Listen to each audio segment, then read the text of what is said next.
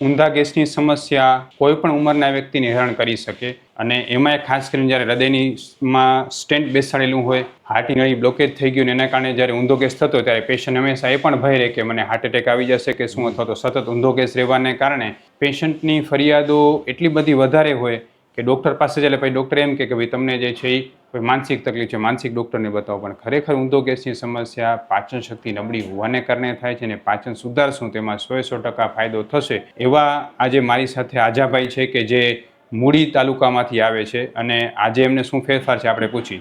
જય શ્રી કૃષ્ણ આજાભાઈ. જય શું તકલીફ હતી કાદા?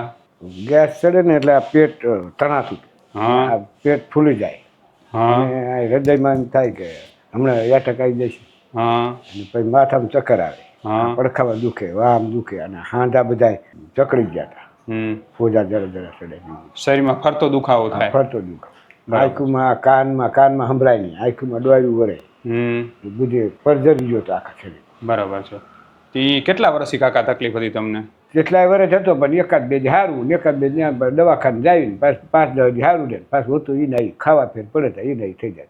બરાબર. એનો આશરે કેટલા તમે કીધું 6-7 વર્ષથી હતું? ના, 9 વર્ષ. ઓહ, 9 વર્ષથી તકલીફ હતી એમ? તે ક્યાંથી આવો છો તમે? મૂળી, પ્રોપર મૂળીમાં જ રહી. મૂળીમાંથી આવો છો અને કેટલા અલગ અલગ ડાક્ટરને મળ્યા હશો લગભગ? એ અમદાવાદમાં 2 થી 3 ઠેકા. બરાબર. પછી ગેસની ટીકડી દે ને તો 1-2 દી સારું રહે, પાછું હોતું નહીં. સુરેન્દ્રનગરના લગભગ બધા ડોક્ટરને બતાવ્યું અને અમદાવાદમાં મોટા ડોક્ટરને બતાવ્યું, મોટા ડે સ્પેશિયાલિસ્ટ ડોક્ટર. એ શું નિદાન કરતા ડોક્ટર? એ કે છે ઓલું શું જે ઓલું કાઉન્ટર મૂક્યું હતું ને, હા, એનું જે પ્રેશર થાય ને એ ઓછું પડી ગયું. બરાબર છે. 15,000 રિપોર્ટ કરાયા હતા. એ 2 કલાકમાં 15,000 ખર્ચા હતા, તો એ કે એવડું ઓછું થઈ ગયું. આ દવા લીધા પછી કોઈ કંઈ થયું જ નથી. કઈ આપણી દવા લીધા પછી કેવું લાગે છે? પછી બહુ રિઝલ્ટ સારું. ખૂબ. બરાબર છે. હાલવાની હિંમત જ નહોતી થતી એમ? હા, અત્યારે તો 5 ઘઉં હાલ્યો જવું. 5 ઘઉં હાલ્યા જાવ? 5 ઘઉં ખેતર છે ને 5 કિલોમીટર જઈને આવતો હતો રહું. બરાબર. ને પેલા આખો દી કરવું ને તોય કઈ નહીં. પેલા કેટલું હાલી શકતા? પેલા આ હાલું ને એટલે આમ કઈ ન થતું. આ દુખે પણ ઓલું ચક્કરની ભે બોલાવે. હા, એટલે બહુ હાલતો નહોતો. ચક્કર આવી જતા એમ ને? ચાર ધારો પગ ન પડે એમ થાય, ચારે પડી જાય. પડખે કોઈ ગાડી નીકળે ને રોડ માટે ટાઈમ થાય મારી બેલેન્સ ન રહે. હા, બેલેન્સ ન રહે. ને એ બધું આપણી દવાથી બધું સોલ્વ થઈ ગયું? બધું સોલ્વ. બરાબર. હા, બિલકુલ નહીં. કશું અત્યારે સવારે રોટલો એક ખાઈ જાઉં, બપોરે ખાઈ જાઉં, સાંજે ખાઈ જાઉં. હા, પેલા જમી ન શકે? આટલો રોટલો ખાવ તો પેટ આખો દી જ રહે પેલા. હા, અને પછી ખાવું ભાવે નહીં, એવું બધું થયા રાખે. પછી સાંજે એમ થાય કે સાંજે જો ખાશું ને આટલું તો પાછું હજી આખો દી આવું ઓડકાર આવતા હતા. તણાતું પેટ બહુ, આફરી ચડી જાય અને કોઈ બોલે ગમે નહીં. આવું બધું બહુ ચીડિયો સ્વભાવ થઈ જાય એમ ને? માસી એમ કહેતા હતા ખીજાઈ બહુ જતા હતા? હા, ખીજાવાનું બહુ હતું. બરાબર. અને હવે બહુ શાંતિ, નિરાંત? હા, ખૂબ. મનમાં હાવ ટાઢક થઈ ગઈ? હવે મજા આવી ગઈ. ઊંઘ એટલી આવે ને ઊંઘ નહોતી આવતી. હા, ઊંઘે નહોતી આવતી એમ ને? અત્યારે સાંજે ખાટલા પડ્યા ભેગા ઊંઘ, સવારે કોઈક હાથ પાડે ત્યારે જાવ.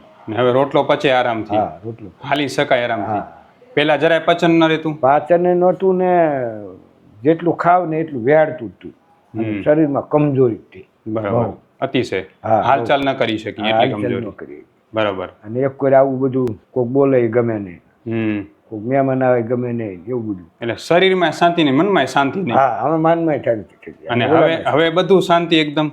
બહુ શરીરમાં સારું લાગે છે? હોય 100%. કેટલા મહિના દવા કરી દાદા આપણે? આપણે 3 મહિના. 3 મહિના. અને પંચકર્મ કરાયું એમાં કેવું લાગ્યું? રઘુના આ સાંભળા જે કાળા પડી જતા ડાઘા, હા, એ બધા મટી જાય પંચકર્મમાં ના તેલ. હા, અને શરીર એકદમ હલકું થઈ ગયું. અત્યારે માણા બધા એમ કે સાંભળું જગમગે એમ ને? ઉંમર નાની થઈ ગઈ એમ નથી કેતા ને બધા?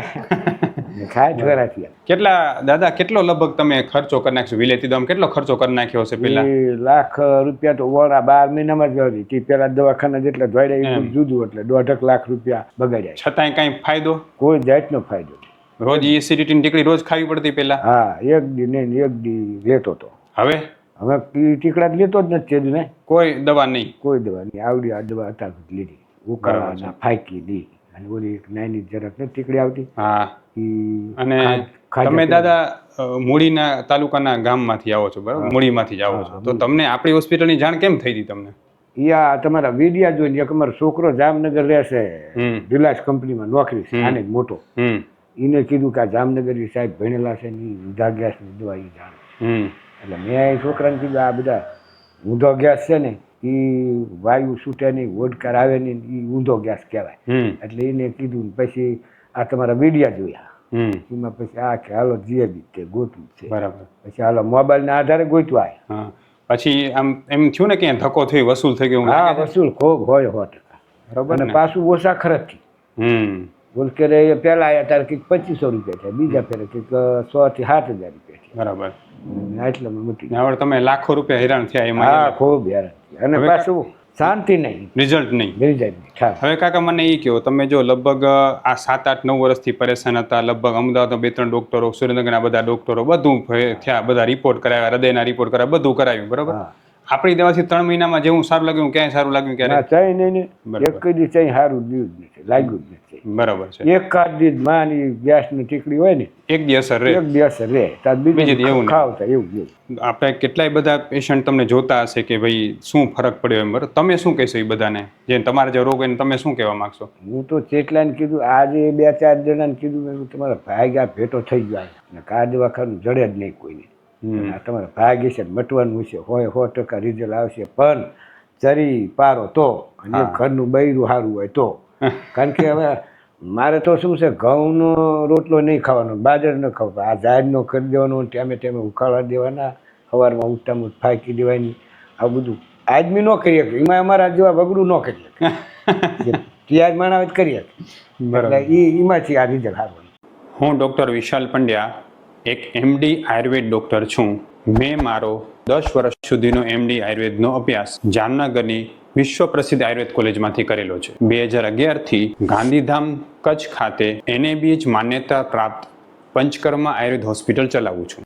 અમે લોકોએ આયુર્વેદ સારવારથી હજારો દર્દીને સાજા કર્યા છે. તેના વિડીયો રિવ્યૂ અમારા આ જ Facebook, Instagram કે YouTube ચેનલ ઉપર છે, જે જરૂર જોવા અને જાણો કે કેવા કેવા જૂના રોગો કેટલા ઝડપથી સાજા થયા છે.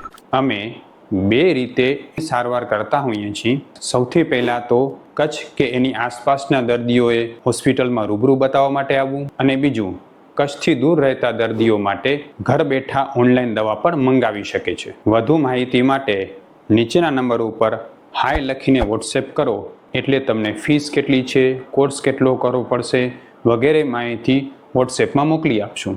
અને તમારો જે વિડીયો છે ને એ લોકોને આયુર્વેદમાં શ્રદ્ધા વધારશે, એના માટે આપણે એને Facebook, Instagram, YouTubeમાં બધા મૂકી શકીએ. હા, ગમે એમ લોકો. બરાબર. આજે ઓલા પણ કેટલી મીટિંગ કરી, તમારે મટી જતા કે મારે અહીંયા હૃદયમાં ભેં થાય છે, એક જણો કે મારે અહીં દુખે છે બહુ, તો કે મેં કીધું તમને બધું મટી જાય છે, ચરી પાર 2-3 કીધું. પહેલા કરતાં તમને કેટલું સારું લાગે હવે? હા, પહેલા કરતાં કેવું સારું લાગે? ઘણું હોય, 100% કહું છું. અત્યારે આખો દી કામ કરું તો વાંધો નહીં. હા, અને થોડું કામ શક્તિ ઓછી ને એના હિસાબે એવું જરાક લાગે ન કરે. મને જેમ કામ કરું એટલું ખાવાય એટલું ભાવે, અને ઊંઘાઈ. અને તમને પેલા હૃદયની તકલીફ હતી ને એમાં તકલીફ રહેતી, એ બધું સાવ સોલ્યુશન? એ તો આમાંથી ચા ખબર હતી ન કરી, એમાં બધું ગાયાટક ના હિસાબે બધું થાય. અને આ દવા લીધા પછી ખબર પડી કે આ ગાયાટક ને નાને કે લેવા દેવા ઊંધો ગયા છે. અને કોઈ દિવસ તમને જે છે એ જેમ આપણે પંચકર્મ માટે આવ્યા કે દવાથી કોઈ દી નબળાઈ થાક ક્યારે નથી લાગ્યા ને? ના, શરીર એકદમ સ્ફૂર્તિ મારે. કેટલી ઉંમર છે તમારી? મારે 60 પૂરું. એમ ને? હવે 50 વર્ષ 10 વર્ષ પાછી પડી ગયો એવું લાગે એમ ને? ખૂબ ખૂબ ધન્યવાદ. લ્યો, જય શ્રી કૃષ્ણ કાકા.